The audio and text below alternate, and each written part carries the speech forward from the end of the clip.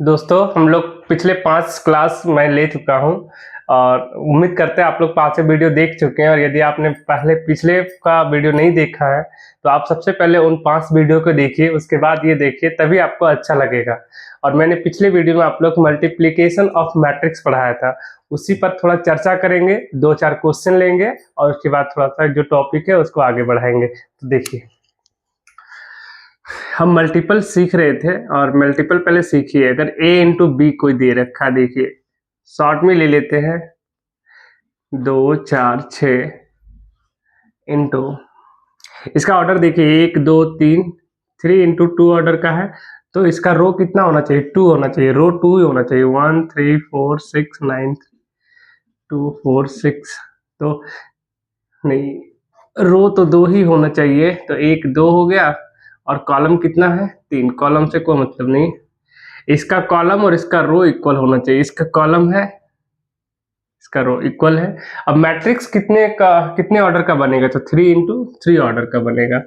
सिखा रखे थे, देखिए देखिए ये रो कॉलम के साथ मल्टीपल होता है, ये मैंने बताया था। तो ये रो ये कॉलम के साथ 2 इंटू 2 2 प्लस 2 इंटू 6 12, फिर ये रो इस कॉलम के साथ होगा, तो 2 इंटू 2 4 प्लस 2 इंटू 9 18, फिर ये दोनों के साथ होगा 2 इंटू 4 8 प्लस 6, फिर ये रो ये कॉलम, तो रो कितना 4 प्लस 24, फिर ये रो ये कॉलम 8 प्लस 36, फिर ये रो ये कॉलम के साथ मल्टीपल होगा 16 प्लस 12, ये रो ये कॉलम के साथ 3 प्लस 36, ये इसके साथ होगा 6 प्लस 54, ये इसके साथ हो जाएगा 12 प्लस 18।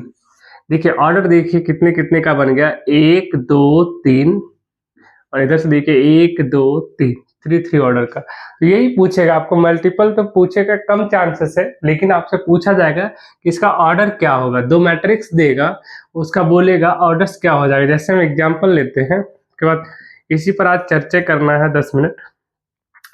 ए एक मैट्रिक्स लेते हैं, ए आई बी, ए आई जे 3 इंटू 6, और बी दूसरा मैट्रिक्स लेता हूं मैं, बी आई जे 6 इंटू 4। तो बोलेगा ए इंटू बी का ऑर्डर क्या होगा। ऑर्डर आपसे कुछ नहीं पूछेगा, पूछेगा ऑर्डर क्या हो जाएगा। तो ऑर्डर क्या होगा मेरे भाई? तो इसका कॉलम और इसके रो को आप हटा दीजिए, कॉलम और रो को हटा दीजिए, तो मैट्रिक्स कितने का बनेगा? तो 3 इंटू 4 का बनेगा। यही आपका आंसर होगा, यही क्वेश्चन पूछेगा।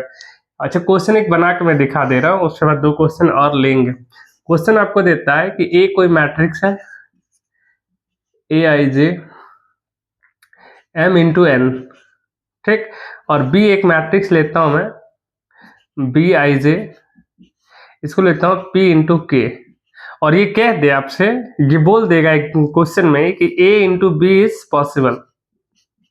अगर पॉसिबल है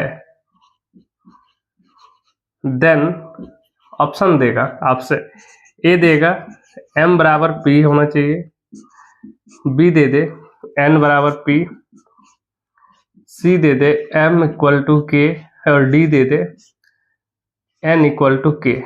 इनमें से कौन सा ऑप्शन हो जाएगा, है ना?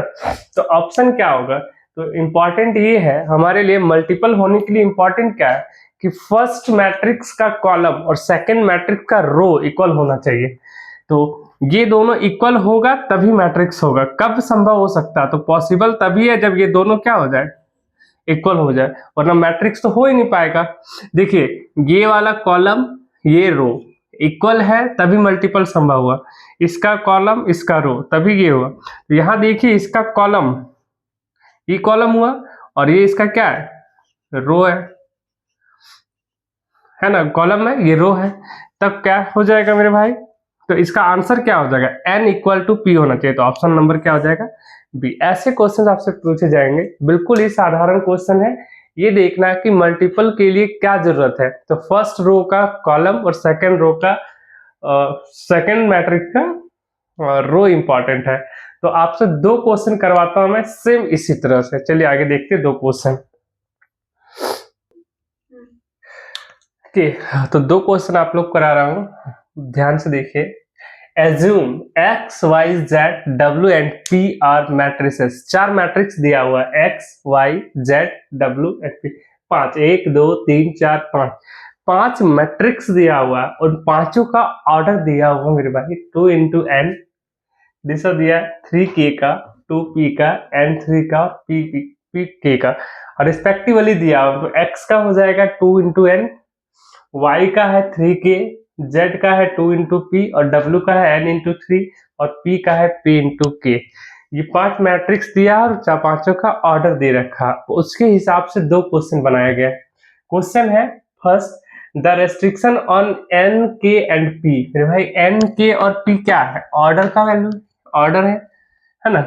So that p y and w y का ऑर्डर क्या होगा, ये पूछ रहा है कि इनमें से क्या ऑप्शन हो जाएगा भाई, ए बी सी या डी। तो ध्यान से पहले इसको सॉल्व करिए, पी वाई और प्लस डब्ल्यू वाई को। तो मैं यहाँ सॉल्व कर दे रहा हूँ, ध्यान से देखिए, इंपॉर्टेंट क्वेश्चन है। ऐसे ही क्वेश्चन एग्जाम में आपके आएंगे। क्या दिया हुआ, P Y plus W Y, P into Y. तो सबसे पहले आप ऑर्डर लिख लीजिए, ऑर्डर। तो पी का ऑर्डर मेरे पास क्या है, तो P का ऑर्डर, P यानी 1 2 3 4 5, मतलब लास्ट का, ये हो जाएगा P इंटू के, ये P का ऑर्डर है, इंटू ये Y का ऑर्डर क्या हो जाएगा मेरे भाई। तो Y का ऑर्डर क्या दिख रहा है आपको, यहाँ से देख लीजिए X Y, तो वो X का ऑर्डर है, ये Y का ऑर्डर है। Y का ऑर्डर है 3 इंटू के प्लस W का वैल्यू। तो W का ऑर्डर क्या हो जाएगा, X Y Z W, वो है X, ये Y, ये Z, ये W। W का ऑर्डर है n into 3 into Y, Y का ऑर्डर तो आपको पता है 3 इंटू के। तो अभी आप लोगों को इससे पिछले क्वेश्चन में बताया कि अगर कोई दो मैट्रिक्स का मल्टीपल पॉसिबल है तो उसका मल्टीपल करने के बाद ऑर्डर क्या बनता है। तो ऑर्डर मेरे भाई बनेगा क्या, आपको पता है, इसका कॉलम और इसका रो इक्वल होगा, इसको तो भूल जाना है। और नेक्स्ट का ऑर्डर जो बनेगा वो p इंटू के का बनेगा, प्लस अब इसको मल्टीपल करेंगे तो ये 3 बराबर है, तो n इंटू के का बनेगा। यही तो रूल है मैट्रिक्स मल्टीपल का। रूल क्या है, ये और ये दोनों को अगर हम मल्टीप्लीकेशन करते हैं तो इसका कॉलम इसका रो को भूल जाइए, इसके रो और कॉलम में जो बचते हैं वो इसका नेक्स्ट मल्टीपल का जो तो रिजल्ट आएगा उसका ऑर्डर बनेगा। सेम वैसे ही इसको भूल जाइए, ये बनेगा। अब प्लस का रूल क्या है कि आप किसी दो मैट्रिक्स को ऐड करते हैं तो इसका जो मैट्रिक्स होगा, मैट्रिक्स का ऑर्डर, वही इस मैट्रिक्स का ऑर्डर होना चाहिए। ऑर्डर इक्वल होगा तभी क्या हो सकते हैं, ऐड संभव हो सकते हैं। तो ये देखिए, ये और ये तो इक्वल है, ये तो दिया दोनों का कॉलम इक्वल है, इसका मतलब P एंड N भी क्या होना चाहिए, तो P और N क्या होना चाहिए, बराबर होना चाहिए। तो दैट इम्प्लीज क्या लिख सकते हैं हम लोग कि P इक्वल टू N होना चाहिए। इसको सॉल्व करने के बाद मुझे समझ आ रहा है कि P और N अगर बराबर होगा तभी ये पॉसिबल हो सकता है, यानी डिफाइंड हो सकता है। तो P इक्वल टू N देखिए कौन सा ऑप्शन दिया है, P इक्वल टू N का ऑप्शन कितने जगह है, एक ही जगह है ही, A में। अच्छा दिया है कि K इक्वल टू 3, तो K इक्वल टू 3 क्यों हो रहा है, देखिए K का वैल्यू कितना होना चाहिए, 3। यहां से दिखा रहा है ना कि K का वैल्यू कितना होना चाहिए, क्योंकि ये और ये आपस में बराबर होना चाहिए। ये भी हम यहाँ लिख सकते हैं कि K इक्वल टू 3। क्यों, तभी मल्टीपल पॉसिबल है जब फर्स्ट मैट्रिक्स का कॉलम और सेकंड मैट्रिक्स का रो इक्वल हो जाए, मतलब K किसके इक्वल है, 3 के इक्वल है। तो ऑप्शन जाए K इक्वल टू 3। और ऐड, किसी दो मैट्रिक्स का एडिशन तभी पॉसिबल है जब दोनों का ऑर्डर समान हो। तो ये अगर समान दिख रहा दोनों का कॉलम, तो आपस में ये रो भी बराबर होना चाहिए, यानी P इक्वल टू क्या होना चाहिए, N। तो ये ऑप्शन दिख रहा P इक्वल टू N का, और 3K का वैल्यू कितना होना चाहिए, 3। ये इसका करेक्ट आंसर हो जाएगा, कोई दिक्कत नहीं। फिर से एक बार मैं बता दे रहा हूँ, शायद कुछ कंफ्यूजन हो जाए आप में। कुछ नहीं करना है, सारे का ऑर्डर दे रखा है। ये मैट्रिक्स दिया है 5, X Y Z W and P। सभी का ऑर्डर दे रखा है। अब इसके हिसाब से आपके लिए दो क्वेश्चन दे रखा है ना। पहला क्वेश्चन दिया पी वाई और डब्ल्यू वाई कब पॉसिबल हो सकता है। तो पी इंटू वाई, पी का हम लोग ऑर्डर लिख दिए, इंटू वाई का ऑर्डर लिखे हैं, प्लस का प्लस, डब्ल्यू का ऑर्डर इंटू वाई का ऑर्डर। ठीक है, दो मैट्रिक्स तभी मल्टीपल पॉसिबल होगा जब इसका कॉलम और इसका रो इक्वल हो, मतलब k इक्वल टू क्या हो जाएगा 3, और उसका मल्टीपल का जो रिजल्ट आएगा वो इसके रो और कॉलम के इक्वल आएगा, मतलब p इंटू के का ऑर्डर बनेगा। यहाँ तो 3 बराबर है तो n इंटू के का बना। अब रिजल्ट आने के बाद देखें दोनों का एडिशन, तो एडिशन तभी पॉसिबल है जब दोनों मैट्रिक्स का ऑर्डर इक्वल हो जाए। ऑर्डर इक्वल तो यहाँ दिख रहा है हमको, दोनों का कॉलम इक्वल है यानी रो भी इक्वल होगा, यानी p इक्वल टू क्या हो जाएगा n। इस हिसाब से ऑप्शन मेरा आ रहा है ए। आइए दूसरा क्वेश्चन देखते हैं क्या कह रहा है कि if n equal to p, n और p कहता है इक्वल हो जाए, then order of matrix 7x and 5z का ऑर्डर क्या होगा। तो यहाँ मैं बना रहा हूँ, यहाँ दिखेगा नहीं नीचे, यहाँ देखिए काफी है इतना जगह है ना। तो क्या दिया 7x माइनस 5z, ये दे रखा है। सेकंड का सॉल्व देखिए हम यहाँ कर रहा हूँ। तो 7 का 7 रहने दीजिए, x का ऑर्डर क्या है मेरे भाई, x का ऑर्डर क्या है, x का ऑर्डर है 2 into n, 2 into n order दे रखा है, माइनस 5 इंटू जेड, जेड का ऑर्डर दे रखा है एक्स वाई जेड, जेड का ऑर्डर दिया x Y Z, 2 into p, 2 into P,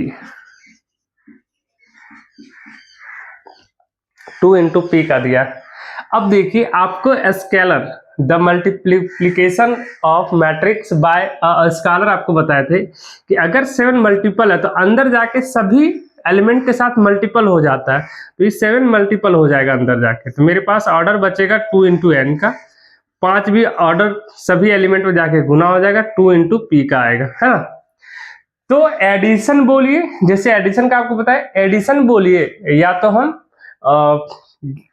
या सब ये माइनस कर रहे हैं हम दो मैट्रिक्स को, तो इसके लिए एक पॉसिबल होना चाहिए कि दोनों का ऑर्डर क्या होना चाहिए, इक्वल होना चाहिए, इसका ऑर्डर इक्वल होना चाहिए, है ना। तो 2 इंटू एन, तो एन बराबर क्या दे रखा, अच्छा यही ऑर्डर दे रखा, क्या रो ऑर्डर गलत लिख लिया सॉरी, जेड का क्या एक्स वाई जेड, अच्छा 2 इंटू पी, और जेड का एक्स का क्या दे रखा है 2 इंटू एन, और जेड का X Y Z 2 into P. अच्छा चलिए कुछ भी दे रखा है, दोनों का ऑर्डर क्या होना चाहिए, बराबर होना चाहिए। तो यहाँ दिख रहा है कि 2 इंटू एन इक्वल होना चाहिए 2 इंटू पी। तो ये ऑप्शन कहाँ दिख रहा है मेरे पास, इस टाइप का ऑप्शन कहाँ सा दिख रहा है, तो क्या होना चाहिए, बोल्ड है, कब पॉसिबल होगा। देखिए अब देखिए 2 इंटू जो दिख जाए वही आंसर हो जाएगा, p इंटू 2 दिख रहा है, p इंटू 2 नहीं दिख रहा है, ये नहीं होगा। 2 इंटू एन दिख रहा है, 2 इंटू 8 दिख रहा है, ये हो सकता है। तीसरा n इंटू 3 नहीं दिख रहा है, ये नहीं हो सकता। 4 नंबर ऑप्शन है p इंटू एन, नहीं दिख रहा है, ये नहीं हो सकता। तो इसका आंसर क्या हो जाएगा 2 इंटू एन आंसर जो, क्यों, क्योंकि दोनों बोल्ड है, n बराबर p तो दे ही रखा है, मतलब n की जगह आप क्या लिख सकते हैं 2 इंटू एन, और इसको भी लिख सकते हैं p की जगह क्या लिख सकते हैं n, क्योंकि n और p क्या है इक्वल। एक तो ये हो सकता है आंसर, जो कि ऑप्शन दे रखा है आपका 2 इंटू एन। दूसरा भी ऑप्शन हो सकता था, हम इसके जगह ये भी तो कर सकते हैं 2 इंटू एन के जगह हम p को इक्वल कर ले, तो एक ऑप्शन ये भी दे सकता है, ये भी आंसर होगा। तो दो ऑप्शन अगर मेरा सही होगा, 2 इंटू एन ऑप्शन दिया रहे या 2 इंटू पी दिया रहे, दोनों ही आंसर सही होगा। दो ही ऑप्शन दे रखा है। तो ये दो क्वेश्चन बहुत इंपॉर्टेंट है, ध्यान से इसको पढ़ लीजिएगा, ऐसे ही क्वेश्चन एग्जाम में आते हैं। तो आगे हम लोग देखते हैं ट्रांसपोज ऑफ मैट्रिक्स, आइए देखते हैं। चलिए देखिए, मल्टीप्लीकेशन के बाद हम लोग देखेंगे ट्रांसपोज ऑफ मैट्रिक्स, इंपॉर्टेंट है, इसका प्रॉपर्टीज उससे ज्यादा इंपॉर्टेंट है, तो इसके बिना प्रॉपर्टीज पढ़ना नहीं चाहिए। देखिए ट्रांसपोज ऑफ मैट्रिक्स,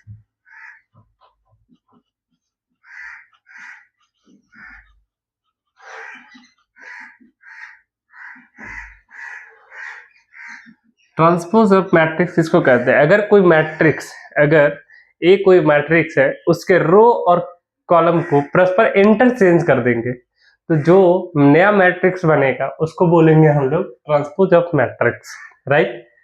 तो मैं लिख दे रहा हूं, किसी मैट्रिक्स ए के रो और कॉलम को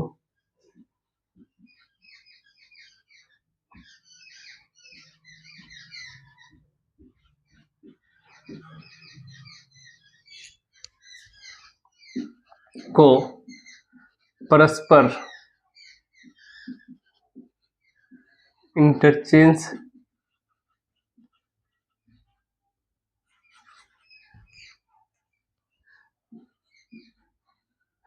कर दिया जाए तो प्राप्त मैट्रिक्स ट्रांसपोज ऑफ मैट्रिक्स कहलाता है।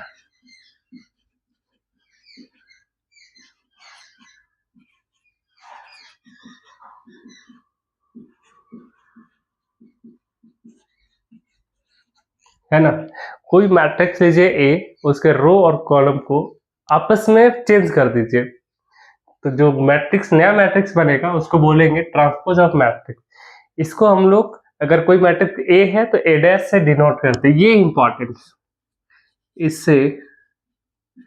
इसे मीन्स मैट्रिक्स ऑफ ए को ए डैश, या हम लोग इसको ए टी भी लिख देते हैं, कहीं कहीं टी देखने को मिलेगा, ए डैश बोलते हैं या ए का पावर टी मिलेगा, इसे ए डैश या ए का पावर टी से डिनोट किया जाता है।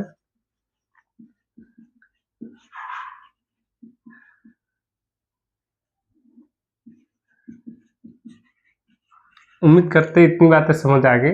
मतलब ये है कि अगर ए कोई मैट्रिक्स है, ए आई जे एम इंटू एन ऑर्डर का है, तो इसका ट्रांसपोज क्या हो जाएगा? ट्रांसपोज हो जाएगा ए डैश, ए का ट्रांसपोज ए डैश हो जाएगा, तो ए तो बनेगा। आई जे कोई मैट्रिक्स है ना, तो इसका बताइए ऑर्डर क्या हो जाएगा? तो रो और कॉलम क्या होगा? आपस में इंटरचेंज हो जाएगा। इसका रो है एम और कॉलम है एन, तो इसका रो बन जाएगा एन, कॉलम बन जाएगा एम, ये इसका नया मैट्रिक्स बन जाएगा। जैसे एग्जांपल लेते हैं, एक्स एक मैट्रिक्स लेते हैं 2 4 6 √3 z 1 2 a b, कुछ भी ले लीजिए, बोलेगा इसका ट्रांसपोज निकालिए। तो एक और ले लेता हूँ 1 2 3 4 ऑर्डर का हो गया, ऐसे लीजिए। चलिए अब अच्छा रहेगा आपको समझने के लिए। 2 ऑर्डर है, कॉलम कितना 1 2 3 4 कॉलम हो गए, तो इसका ट्रांसपोज जब बनाएंगे एक्स डैश तो 100% है क्या? तो 100% ये है कि 4 इंटू 2 का बनेगा, ये श्योर है, क्योंकि रो बन जाएगा कॉलम और कॉलम बन जाएगा रो। तो देखिए ये देखिए ये कॉलम में है, रो बन जाएगा, या ये रो में है, कॉलम बन जाएगा 2 √3 2 1, दिख रहा है ना आपको? ये पूरा रो के रो में है, पूरा एलिमेंट रो में है, ये कॉलम में आ गया, पूरा एलिमेंट रो में है, कॉलम में आ जाएगा 4 z a and 2। अब देखिए 1 2 3 4 हो गया रो, कॉलम 1 2 2 हो गया कॉलम, ये चीज याद रखना आपको। अब अगर बोल दे क्वेश्चन में कि a इक्वल टू कोई भी एलिमेंट दे रखा है m इंटू n, ठीक, तो a डैश क्या हो जाएगा, और b दे रखा है एक एलिमेंट b आई जे k इंटू p, तो बोलेगा a डैश का वैल्यू क्या हो जाएगा? सिर्फ आप ऑर्डर बताइए, order of a dash and order of b dash, order पर फोकस करिए।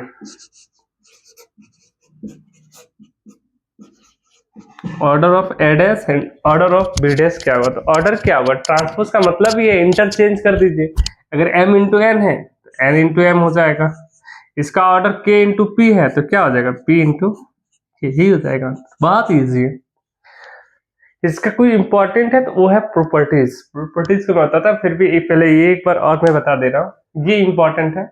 ये तो आसान है कि रो और कॉलम को आपस में चेंज कर दीजिए, ट्रांसपोज कहलाएगा। इंपॉर्टेंट है किससे डिनोट करते हैं, ये चीजें आपको दिखेंगे एग्जाम में। एडेस दिया हुआ, एडेस जैसे आपको दिखे इसका मतलब है कि ये ट्रांसपोज दिया हुआ, मतलब रो को कॉलम में चेंज कर दिया है, या ए का पावर टी दिखे। तो एग्जाम्पल हम ले लिए, देखिए ऐसे बदलना है, ऑर्डर चेंज करना है, ऑर्डर सीधी बात है चेंज कर दीजिए, हो जाएगा। तो इसका प्रॉपर्टीज मैं इधर बता रहा हूँ, ध्यान से देखिए। प्रॉपर्टीज साधारण प्रॉपर्टीज भी है।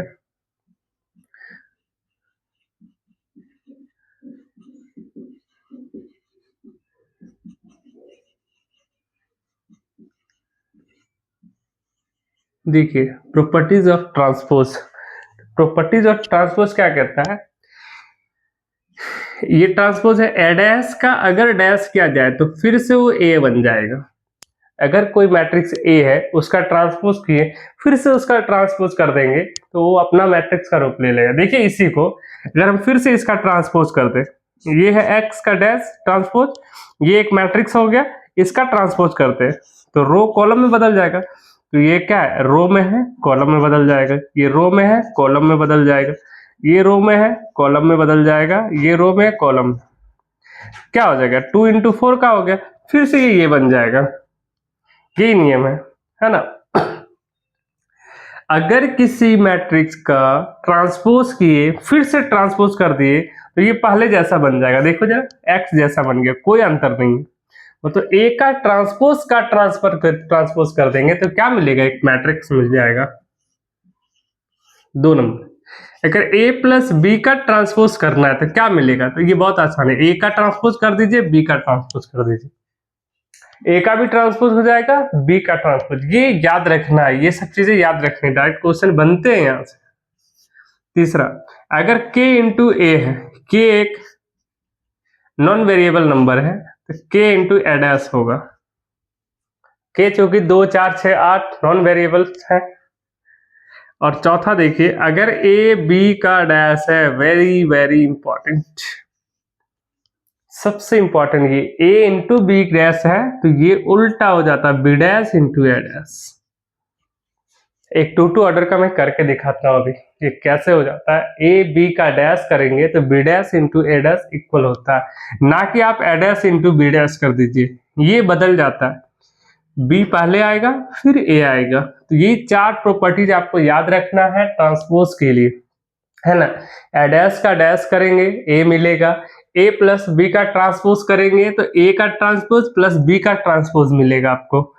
अगर कोई अचर संख्या है, नॉन वेरिएबल नंबर है, 2 4 स्केलर संख्या है तो वो बाहर हो जाएगा और मैट्रिक्स का ट्रांसपोज दिखेगा आपको। a इंटू बी का ट्रांसपोज करेंगे तो b dash into A dash दिखेगा। ये वेरी इंपॉर्टेंट है, जगह नियम देखते हैं, इसको मिटा के फिर आपको बता रहा हूँ। देखिए ये चीजें मैं प्रूफ कर दे रहा हूँ ताकि दिमाग में बना रहना चाहिए वो। देखिए एक प्रूफ करते हैं ताकि आपके दिमाग में हमेशा, आज के लिए इतना ही बनाएंगे हम लोग। देखिए ए इंटू बी का डैश करेंगे देन आपको मिलेगा B dash into A dash. ये बात याद रखने के लिए प्रूफ करते हैं ताकि आपके दिमाग में हमेशा के लिए बैठ जाए, भूले ना, है ना। 5 मिनट लगेगा, देख लीजिए। चलिए ए कोई मैट्रिक्स लीजिए 2 4 6, जो मन करे ले लीजिए आप, और बी ले 2 2 ऑर्डर का ही लेते हैं,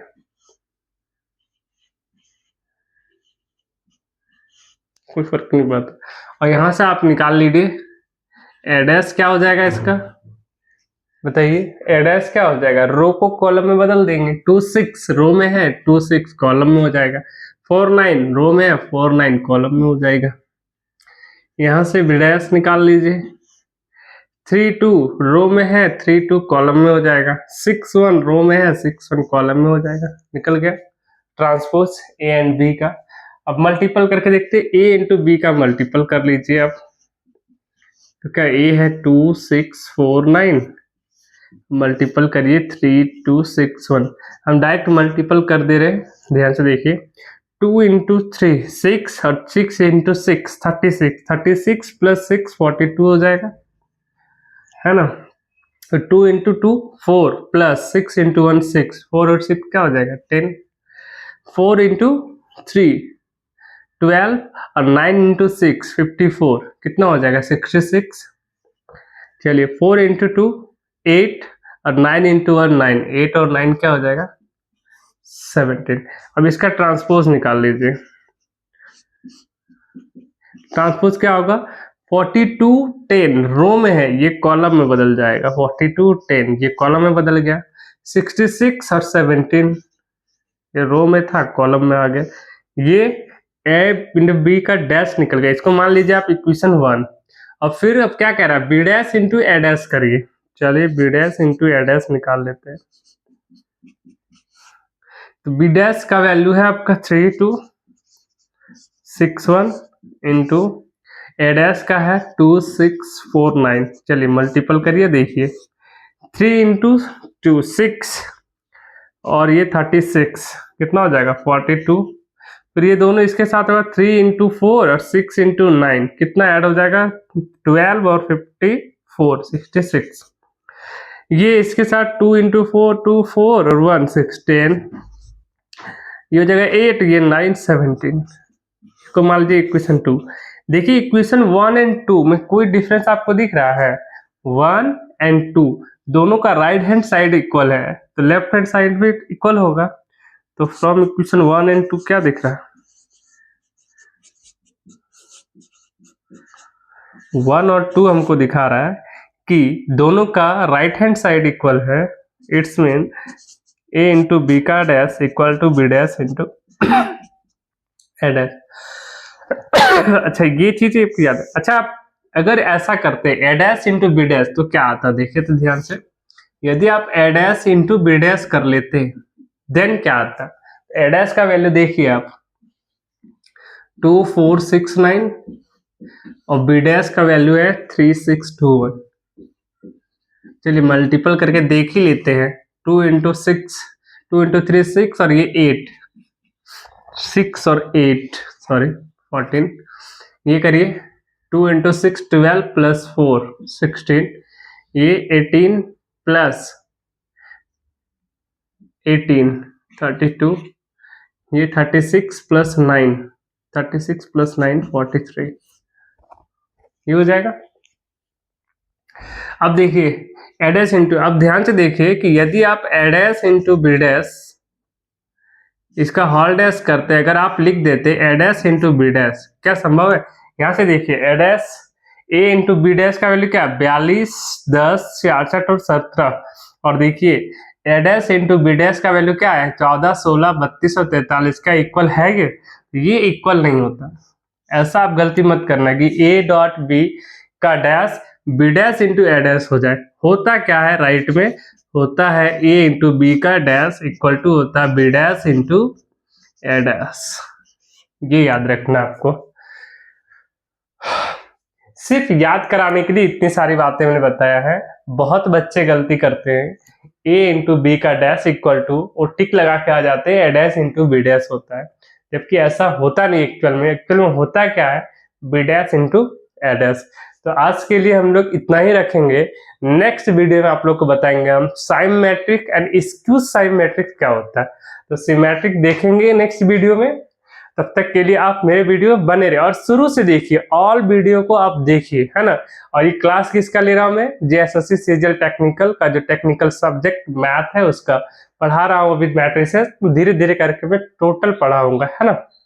बीच बीच में कभी ना कभी तो लाइव आऊंगा ही, तो बातें आप लोग से होगी। तब तक के लिए पढ़ते रहिए, मस्त रहिए।